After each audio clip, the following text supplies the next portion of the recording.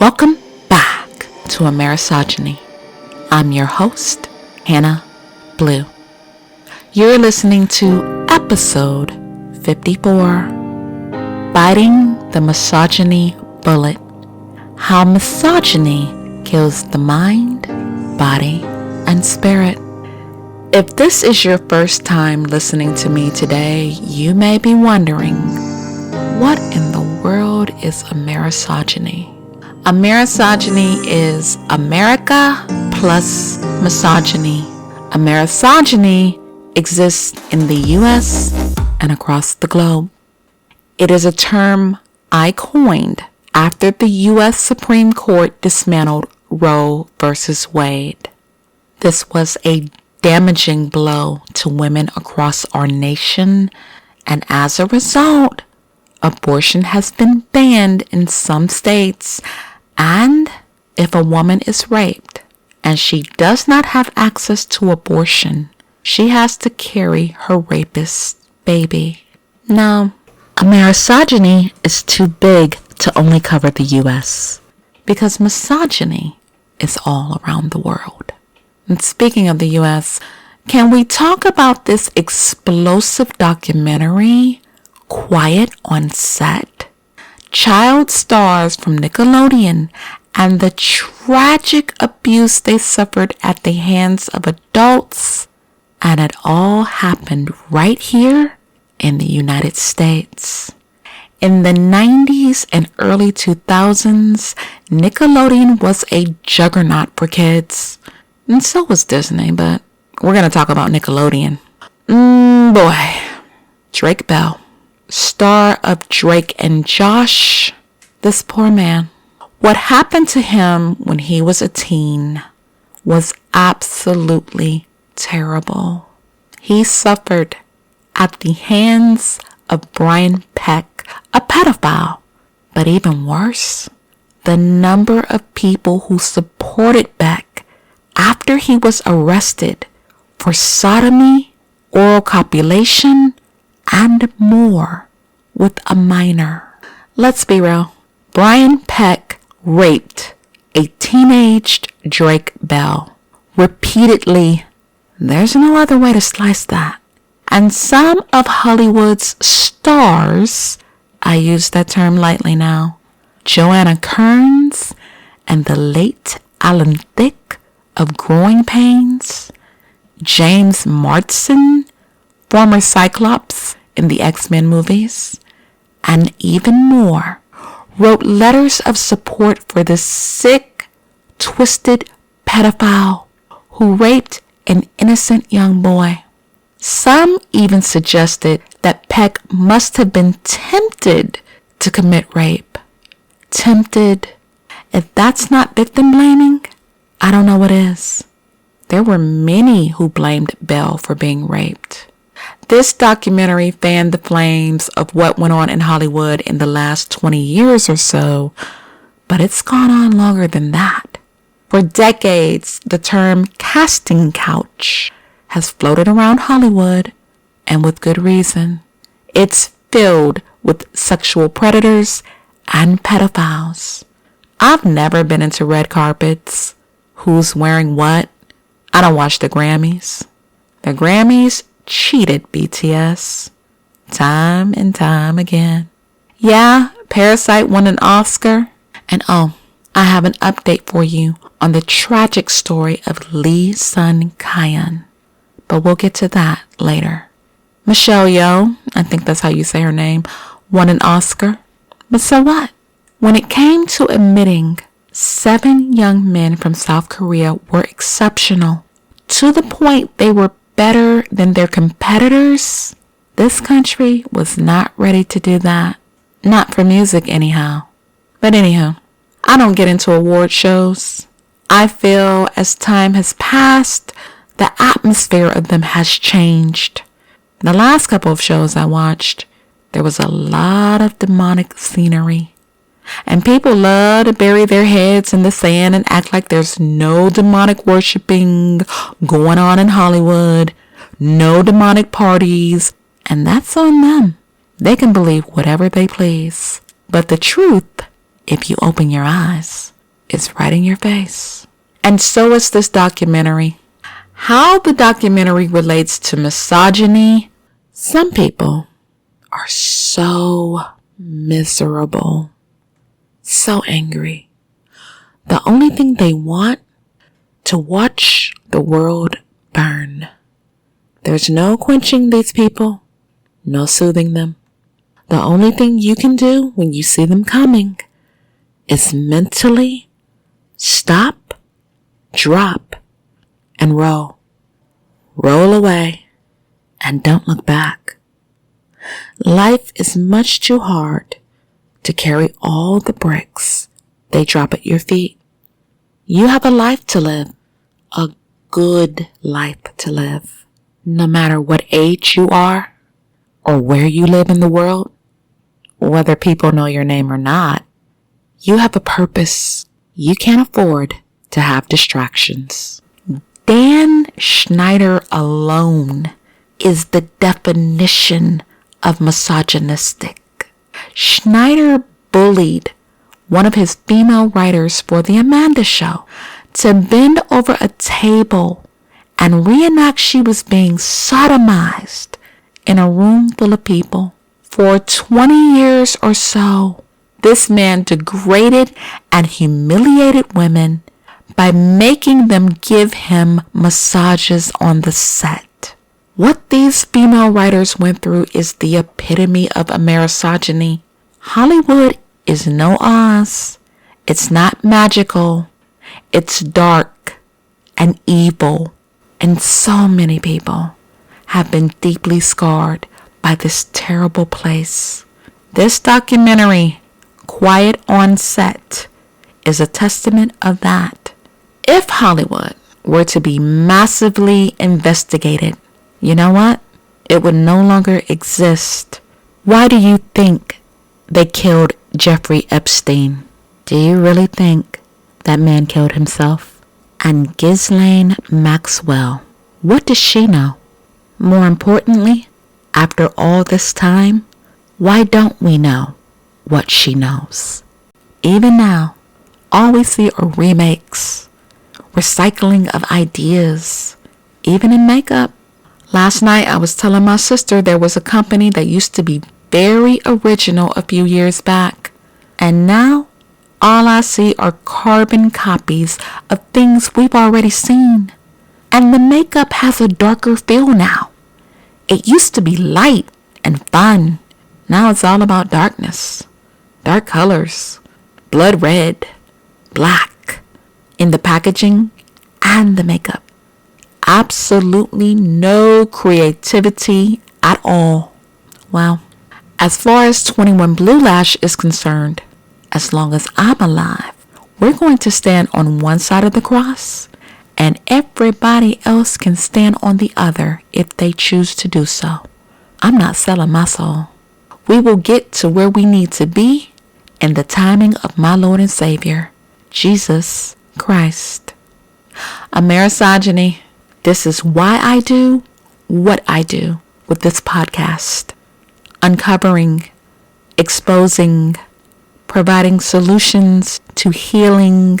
That's what 21 Blue Lash is all about. Amerisogyny is an extension of 21 Blue Lash.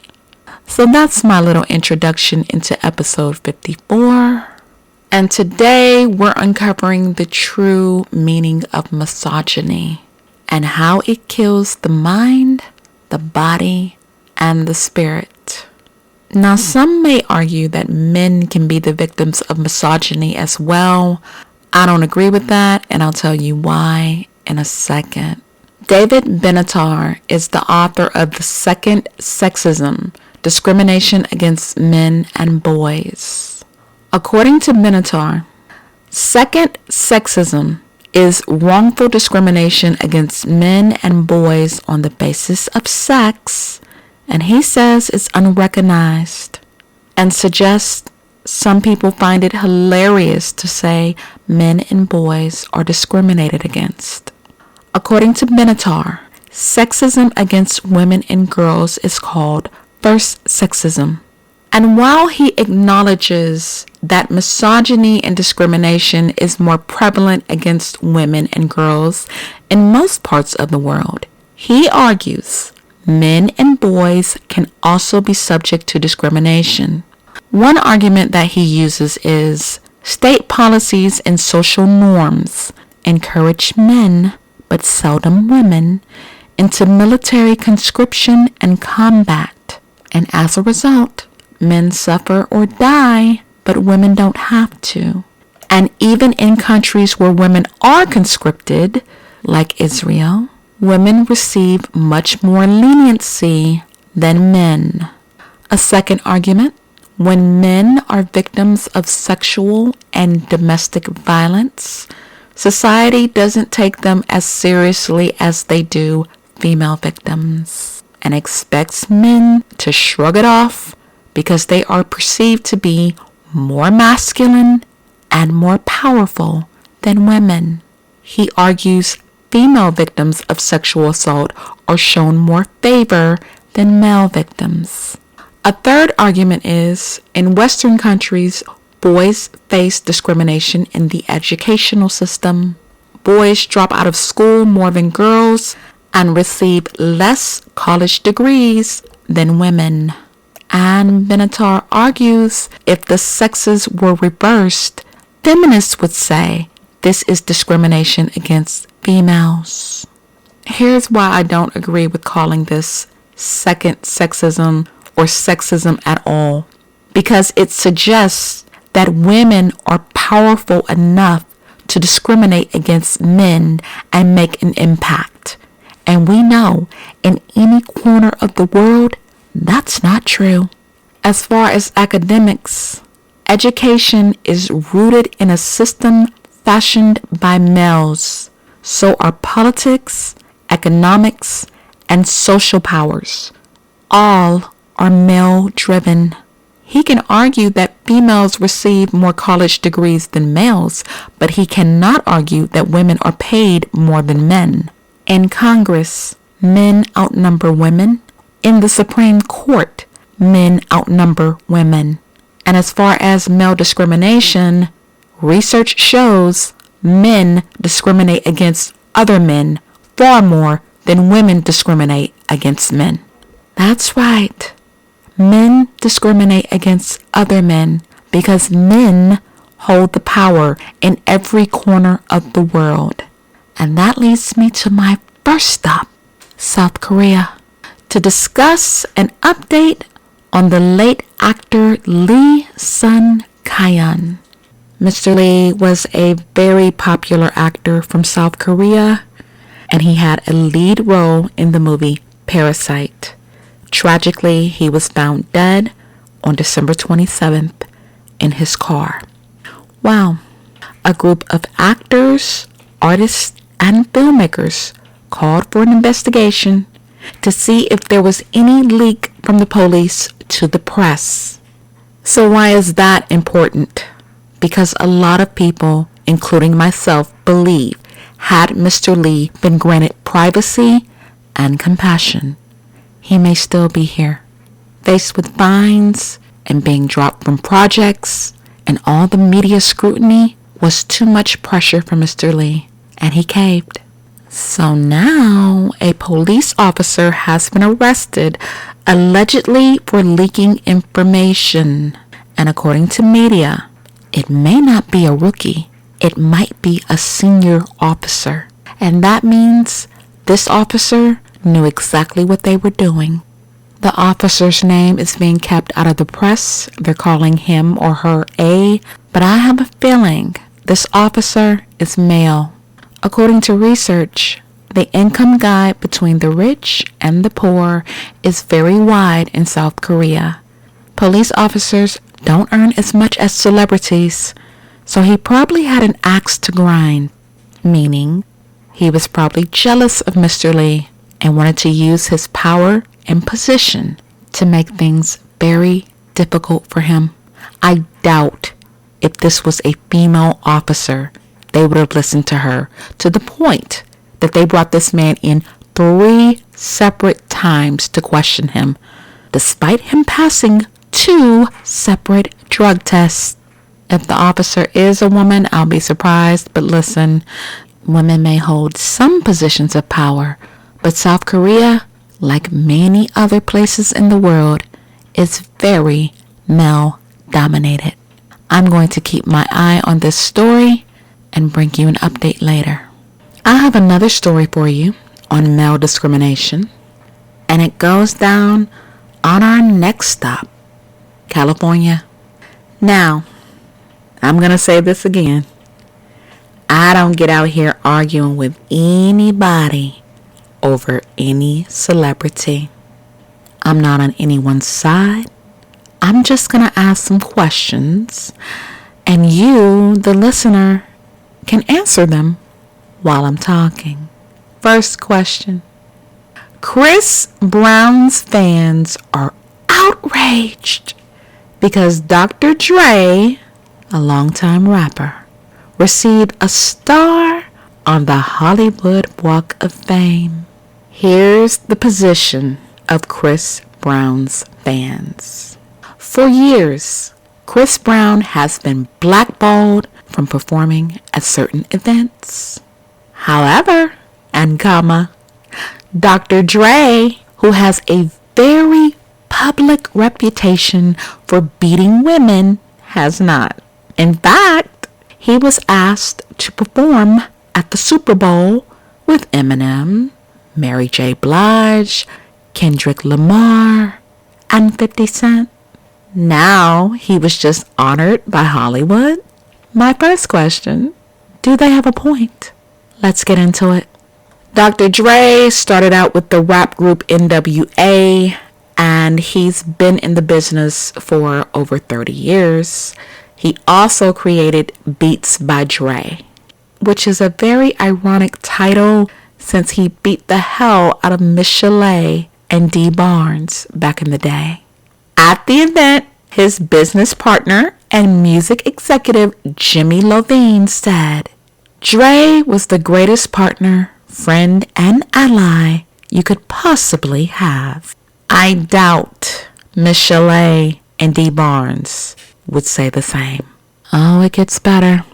Anna Martinez, who is the producer of the Hollywood Walk of Fame, said, "Dre has left an indelible mark on popular culture." He left some marks on some women, too. She went on to say, "It is with great pride that we honor his incredible career and extraordinary impact by awarding him a star on the Walk of Fame." Well, singer Miss Chalet has been public about Drake's abusive tendencies for years. She had a son by Dre. His name is Marcel Young. And during the late 80s and early 90s, she dated Dre for 6 years. In 2015, she told The Breakfast Club Dre broke her nose, gave her black eyes, and cracked 5 of her ribs.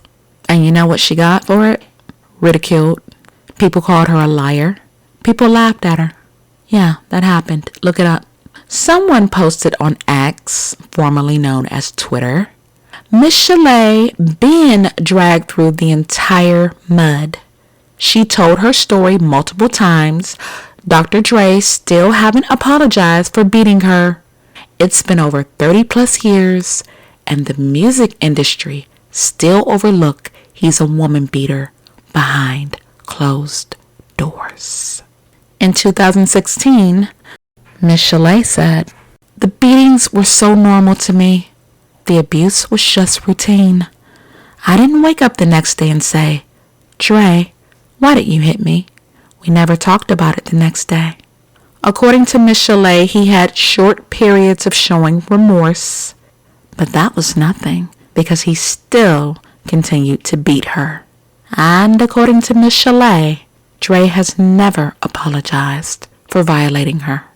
Let's talk about a time before some of you were born, 1991, at a party in Hollywood. Dre beat up a woman, a veteran journalist named Dee Barnes. And why did he put his hands on Dee Barnes? He was enraged by an episode of Pump It Up. Pump It Up aired interviews of him and Ice Cube.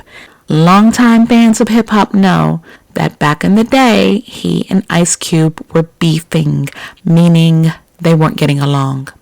Well, Dre confronted her, and she said she tried to calm him down by explaining she didn't have a say-so in how the segments were aired.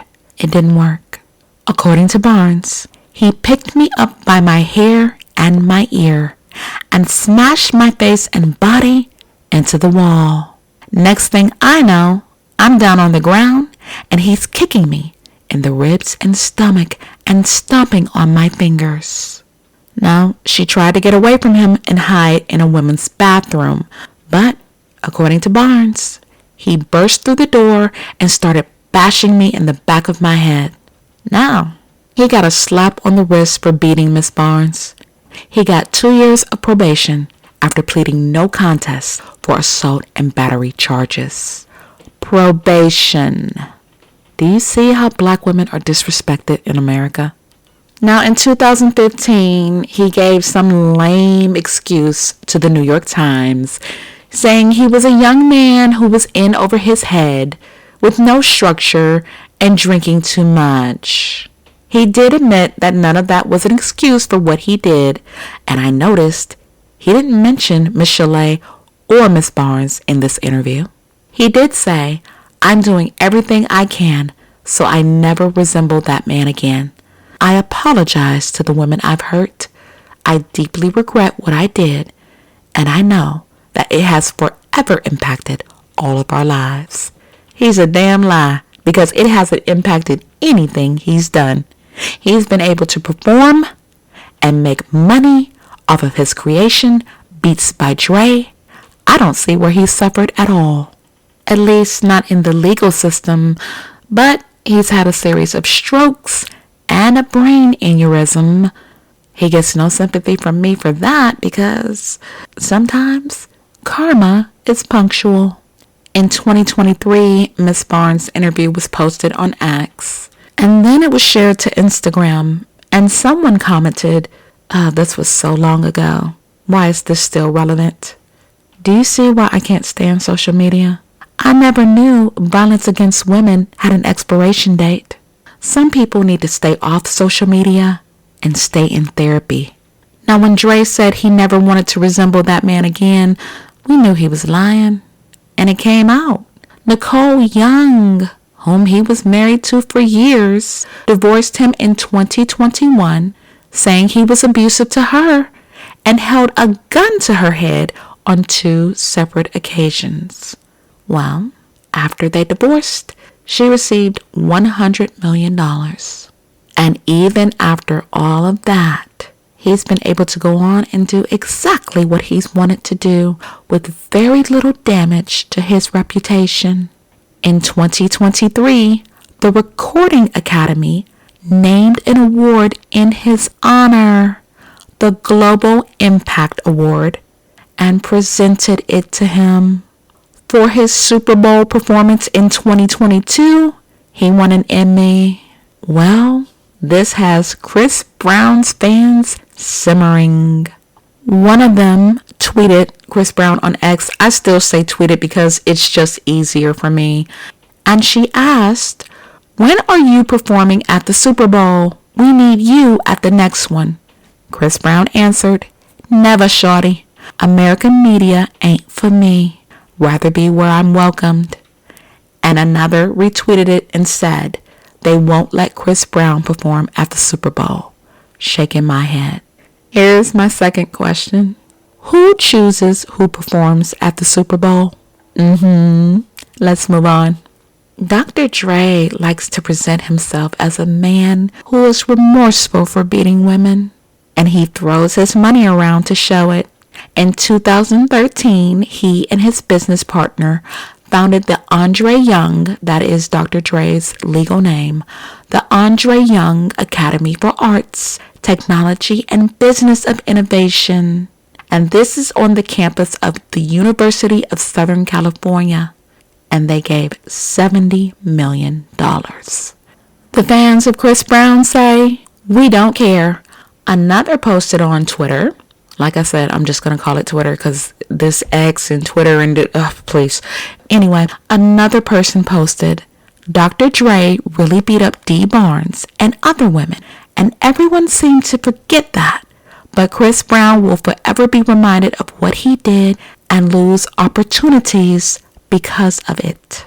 Another posted, this N-word Dr. Dre done whooped multiple women. Even Chris Brown has said he's still paying for what he did to Rihanna back in 2009. Keely of the former group 3LW pissed off Chris Brown, and he made a series of tweets, one of them saying, if y'all still hate me for a mistake I made as a 17-year-old, please kiss my whole entire ass. When the story came out years later, it was found that both Rihanna and Chris Brown hit each other, but she got the worst of it. Yeah, because he's a man. My opinion, in a physical fight, a woman cannot beat a man unless he allows her to. Brown was sentenced to 5 years of probation and 1,400 hours of community service and was convicted for felony assault. He did issue an apology afterwards. He said, what I did was inexcusable. I have told Rihanna countless times, and I'm telling you today, that I am truly, truly sorry that I wasn't able to handle the situation differently and better. Now, singer Rihanna has forgiven him, but the public has not. Dre has suffered little to no repercussions for his behavior, while Brown has not been invited to the Grammys since 2012. And in 2022, he was supposed to do a tribute to Michael Jackson. Well, at the last minute, the American Music Awards cut it. According to Dick Clark Productions, they were unable to align on the performance, and it was not Chris Brown's fault. Well, with supporters comes detractors, and one of them posted on Twitter, being mad at the NBA, but not Chris Brown for his actions is crazy. Y'all act like it was just the Rihanna incident. Karrueche, who is Karrueche Tran, Chris Brown's former girlfriend, Karrueche was granted a whole restraining order using MLK to defend a colorist, homophobic, and abusive man is insane. Y'all are pathetic. And she posted this in response to another user saying that they needed to boycott the NBA and compared it to the Montgomery bus boycotts organized by King back in the 50s. Allegedly, Chris Brown posted about the incident and said, I was asked by the NBA to play in the All-Star game this year, only for them to call later and say they couldn't do it because of their sponsors like Ruffles, which is Ruffles potato chips. At this point, I'm sick of people bothering me and I'm tired of living in the effing past. I posted the emails so y'all could see. The NBA was still trying to get me to come and sit courtside. Not effing happening. Chris Brown's detractors also say he stalked his ex-girlfriend Karrueche Tran and shattered his mother's windshield back in 2013 after an argument. It's being rumored he even got into it with Usher and hit him at a party. Allegedly, this happened back in 2023. Now, Usher claims there is no beef between he and Chris Brown, but he also admitted that man, quotation marks, was not among the big names he extended an invitation to join him on stage. Now, the two did collaborate on a hit, New Flame, but in spite of his past issues, Chris Brown still has a massive following. His music continues to top charts, and his concerts sell out. My last question, is it fair for Dr. Dre to be awarded and celebrated while Chris Brown is still being blackballed for the same behavior? I'm going to let you, the listener, respond to that. I'll do a post on Instagram and we'll take it from there. Let's move on to our next story. Still in California, folks. When I read this story, I just shook my head because I don't understand why. That's my only question. Why this happened? A sister called the police to, and I quote, take in her brother who was autistic and 15 years old. Allegedly, he was having a meltdown that the family could not circumnavigate. Well, he ended up being killed by police. In a previous episode, I cautioned you, the listener, to not always jump the gun and call police as a response to someone who is autistic when they're having a crisis. And this is why. Law enforcement, I'm not going to lump all of them, but for the majority of law enforcement, it is not always wise to call them when someone is having a mental health crisis, because the person could end up dead, like this poor 15-year-old child. Ryan Gaynor was shot and killed by police on March 9th. This happened in San Bernardino County. The teen became upset. He was having an argument with his parents over chores. Gaynor's sister called 911 and told the dispatcher that her brother broke a window, assaulted a family member, and said officers needed to take him in.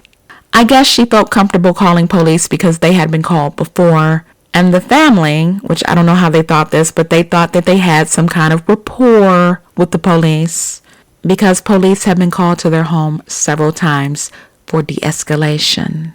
A rapport with a black family and police. Those words do not go together in a sentence. I'm sorry. Again, it's not all police, but as a black mom of a young adult living with autism, the police are going to be my last resort if she's having a meltdown. I will de-escalate the situation myself. Here's my opinion. Law enforcement should not be called when people are having a mental health crisis. And the data proves why, you guys. Cameron Linden, a 13-year-old boy with autism, was shot by Salt Lake City police. 52-year-old Patrick Warren Sr. was a pastor who was shot and killed by police after experiencing a mental health crisis. When black and brown people have mental health crises, the odds of them being killed is much higher than if a white person was having a mental health crisis. That's the truth. The police were called to this young man's house all this time. How could they not know that they were dealing with someone who was autistic and in crisis? And now a young man is dead. Now the family got a lawyer, but they need to take accountability as well. The incident was caught on a dash cam, and one of the officers told Gaynor, "Hey, get back. You're going to get shot, not tased." They drew their weapons instead of a taser. 3 shots were fired, and Gaynor died. One family member asked, "Why'd you shoot my baby?" My question is, why did you call the police? You may feel I'm being hard on this family, but hey, this is my opinion. You don't call the cops to de-escalate a situation. Call a hospital. Call social workers. Anybody but the police, because if they had called a hospital, maybe Ryan would still be alive. According to the sheriff, Shannon Dykes, police had taken Ryan for mental health treatment before. So it's not as if this boy didn't have a documented history of being in a mental health crisis. My prayers are extended for Ryan Gaynor. Yes, a family lost a son and a brother, but we as black and brown people need to understand this could have been avoided. I caution you, listeners, when someone is in crisis, please exhaust all options before you call the police, because you never know. You may think you're trying to help your family member, but they may end up dead. And certainly this is a case of male discrimination. This was a young man with autism who was viewed as a threat. And here's what's heartbreaking to me. Gaynor had calmed down before the police even arrived. And a cousin called back to say, hey, there's no problem, he's calm. And some people may argue, well, he was holding a weapon. He was holding a gardening tool. That's why police should not be the first to respond to people in a mental health crisis, because someone with training, with a background in mental health, could have talked the boy down. And that's just that. People, when it comes to advocating for people with autism and other developmental disabilities, I could sit here with you all day. But you know what? I'm out of time. If you learned anything in this episode, feel free to follow me on Podbean, Spotify, Samsung, YouTube, Apple Podcasts, iHeartRadio, and more. For the listeners who use Google Podcasts, as of April 2nd, Google Podcasts will no longer exist. Yeah, I'm upset about it too, guys, because most of my listeners come from Google Podcasts. So let me tell you very quickly how you can continue listening to me on the Amerisogyny podcast. You can listen to me on Spotify or Amazon Music, or you can switch to another Android podcast app, and that would be YouTube Music. When they got rid of Google Play, I had to switch all of my music to YouTube Music. People who have Androids, here's how you switch to YouTube Music. Find the pop-up at the top of the Google Podcast app and click on Export Subscriptions. On the next screen, you should see Export to YouTube Music. Select Export and follow the instructions to transfer your subscription to YouTube Music. If the export doesn't work, you might have to add the feeds manually using the RSS. Now guys, we're on YouTube under 21 Blue Lash. I uploaded all of my episodes weeks ago, so you can continue listening to me for as long as you want. I will be back with more stories. Until then, I want you guys to have the best weekend ever. Be easy. Take care of yourselves. And as always, God